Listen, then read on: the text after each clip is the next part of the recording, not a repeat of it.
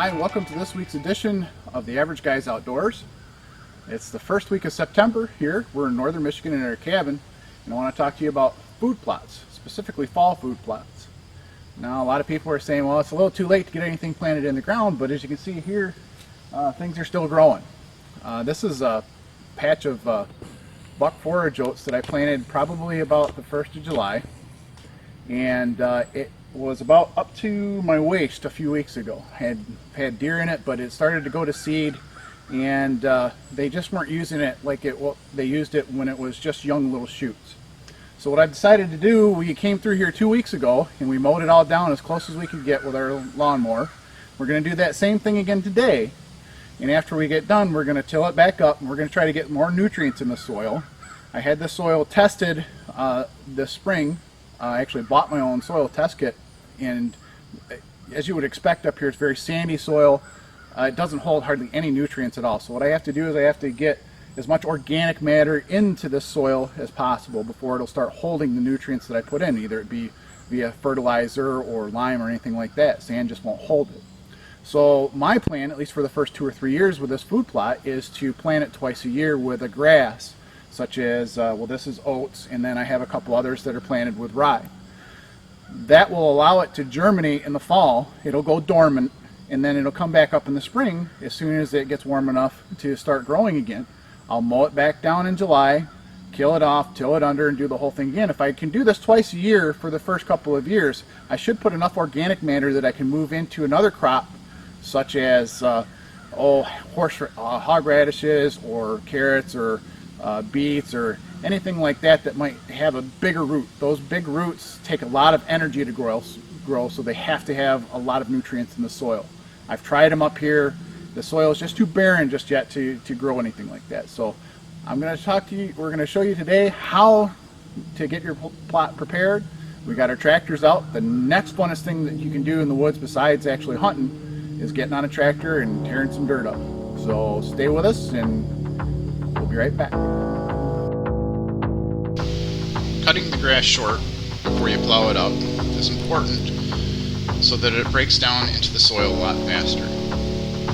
It's also a little easier on your plowing equipment. The longer blades of grass might get tangled up and it might not work as efficiently. You don't need a big brush hog or anything like that. Just a garden tractor or even a push mower will do. When it comes to plowing or tilling, however, you just can't beat a little tractor like this 25 horse. It's got a 4-foot rototiller on the back, and it's really nice to get into these tight, secluded food plots. It turns tight and has plenty of power.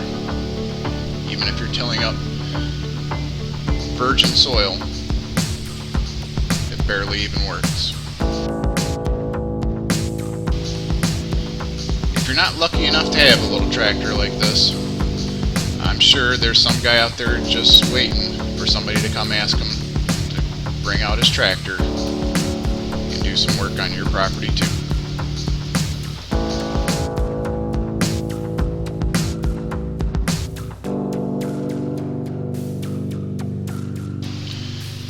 You've probably noticed by now all the brush piled up along the edges of the food plot.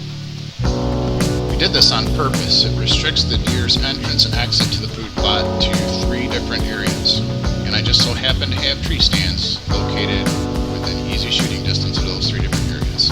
It's not a sure thing, they always find ways around it, but it certainly does help.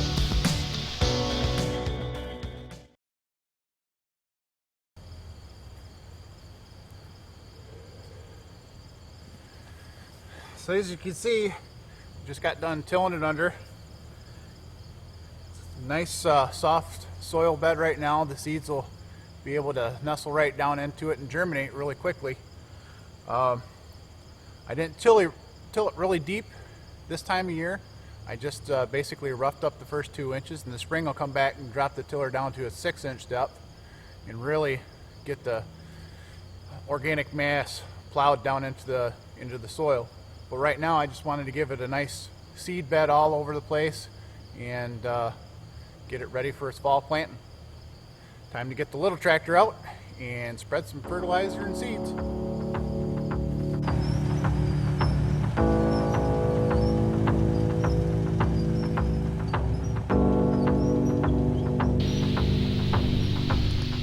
I like to use this toe behind broadcaster to spread my seeds before I put down any fertilizer or lime.